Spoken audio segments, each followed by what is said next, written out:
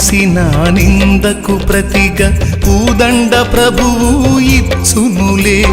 నీవు పొందిన వేదనలన్నీ త్వరలో తీరిపోవునులే. నీవు మోసిన నిందకు ప్రతిగా పూదండ ప్రభువు ఇచ్చునులే. నీవు పొందిన వేదనలన్నీ త్వరలో తీరిపోవునులే.